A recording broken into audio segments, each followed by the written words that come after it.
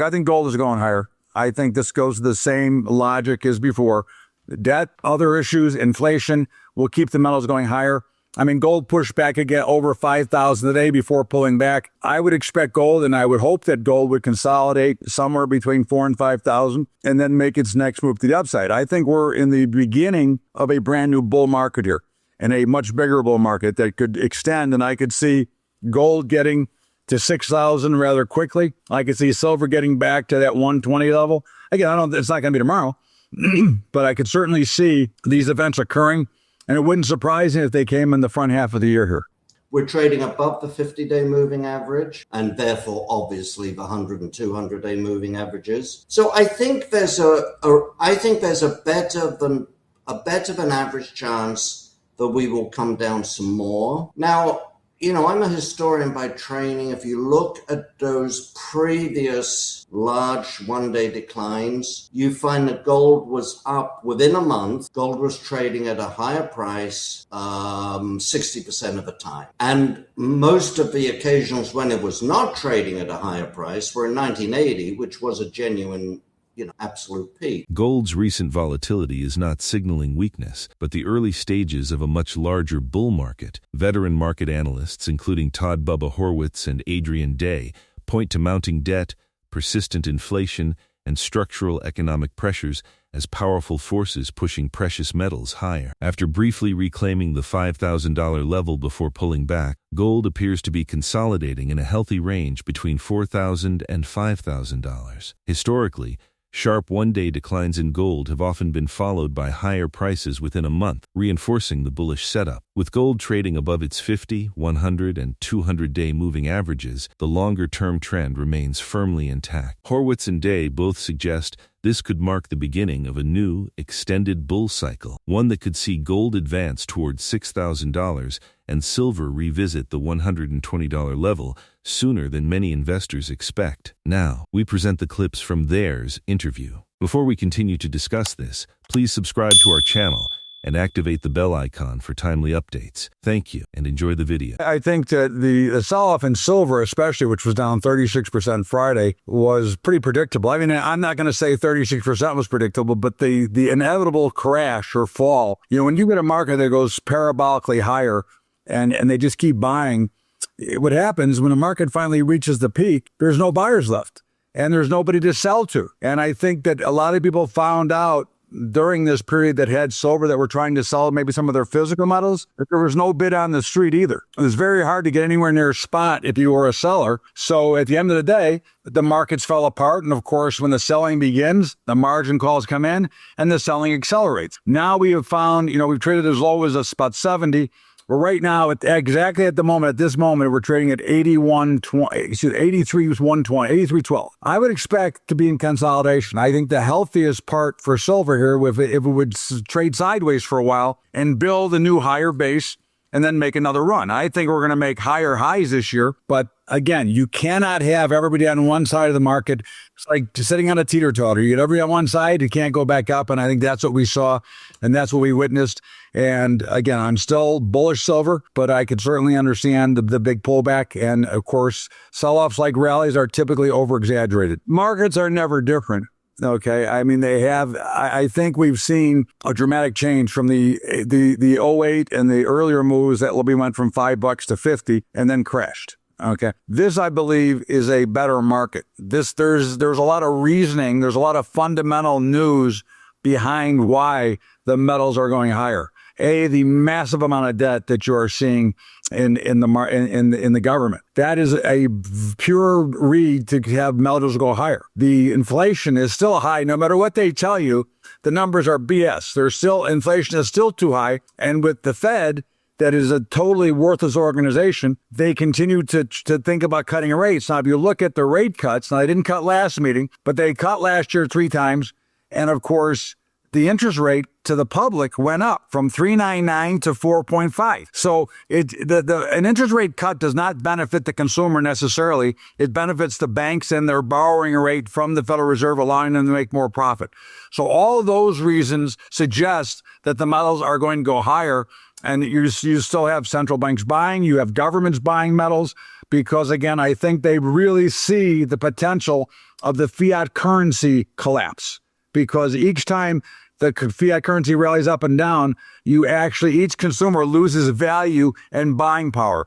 And I think that's what will keep metals higher. Now, again, there's going to be a pullback. We just saw one.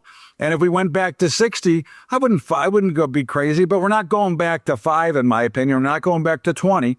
I think we broke out of that long extended range where we're between, let's say 15 and 30 for years. And I think now we're going to settle up and find a new base, a new level. But it's got to do with the overwhelming amount of debt that this country is in. Pretty volatile. It's just obviously when you're dealing with a $5,000 asset class versus 100, But listen, gold dropped 12%. I mean, it was pretty fast, pretty vicious, right? I mean, down 500 one day, down 600. Look, I think gold is going higher. I think this goes to the same logic as before. Debt, other issues, inflation will keep the metals going higher. I mean, gold pushed back again over 5,000 a day before pulling back. I would expect gold, and I would hope that gold would consolidate somewhere between 4,000 and 5,000 and then make its next move to the upside. I think we're in the beginning of a brand new bull market here, and a much bigger bull market that could extend. And I could see gold getting to 6,000 rather quickly. I could see silver getting back to that 120 level. Again, it's not going to be tomorrow, but I could certainly see these events occurring, and it wouldn't surprise me if they came in the front half of the year here. The sharp sell-off in silver shocked many investors, but seasoned market watchers say it was an inevitable reset after an unsustainable parabolic run. When markets rise too fast, buyers eventually disappear, triggering exaggerated sell-offs fueled by margin calls and panic selling. After plunging more than 30%, silver has stabilized near the low 80 range, suggesting the start of a healthy consolidation phase. Analysts believe sideways trading could help build a stronger base before the next advance. Despite the volatility, the long-term fundamentals for precious metals remain firmly bullish. Massive government debt, persistent inflation, and growing distrust in fiat currencies continue to support higher gold and silver prices. Central banks and governments are still accumulating metals, reinforcing demand. While further pullbacks are possible, the breakout from silver's long-term range signals a new market regime, one that could eventually push gold toward $6,000 and silver back toward the $120 level as this emerging bull market unfolds. Let's get back to the interview. If you put a piece of paper, if you looked at a monthly chart, all-time highs on Friday. All-time highs on Friday if you do a monthly chart, and just a tad below an all-time high if you do a weekly chart. So that sort of puts it in perspective. If you took a piece of paper and just put it over the last 2 weeks, you would say this is a great price. We're trading above the 50-day moving average, and therefore, obviously, the 100 and 200-day moving averages. So I think there's a better than average chance that we will come down some more. Now, I'm a historian by training. If you look at those previous large one-day declines, you find that gold was up within a month. Gold was trading at a higher price 60% of the time. And most of the occasions when it was not trading at a higher price were in 1980, which was a genuine absolute peak. So that gives you something. It doesn't necessarily mean that gold will be trading at a higher price a month from now, but it certainly does not indicate that it won't be. So I suspect that we've got a little further to go down. 4,500 was always my target. 4,550 was my target for this decline. And that may be in the next few days. So my suspicion is that we're very close to that low, both in terms of price and in terms of time. And then we'll just sort of start to slowly grind back upwards again, perhaps hitting a new all-time high in 1 or 2 or 3 months. I think it would be wrong to expect a V-shaped recovery. You don't often get V-shaped recoveries. But if you look back to October, which, remember, freaked everyone out, remember? Yep. October the 20th, people were panicking and everything else. But it bottomed within 10 days. I'm just eyeballing a graph. Don't quote me on 10, but looks like 10 days. and then just slowly ground back up, and we got to a new high, within 2 months. Silver is far more difficult for me, to be honest. At $40, I had conviction and was right. At $95, I had conviction and was wrong. I thought, I didn't think we'd go over 100. I suspect that the decline in silver may take us down a little bit further and may last a little bit longer. But 6 months from now, I would expect it to be higher. I don't have a stronger conviction on silver either direction as I do on gold. And that's partly because of the fundamentals. Recent volatility in gold prices has rattled short-term traders, but a broader technical view tells a very different story. On monthly charts, gold remains at all-time highs, and even on weekly charts it sits just below record levels. Despite the recent pullback, prices are still trading above the 50, 100, and 200-day moving averages, reinforcing the strength of the long-term trend. Historical analysis shows that after large one-day declines, gold has traded higher within a month roughly 60% of the time, with notable exceptions only during true market peaks like 1980. Analysts suggest the current correction may find support near the $4,500 level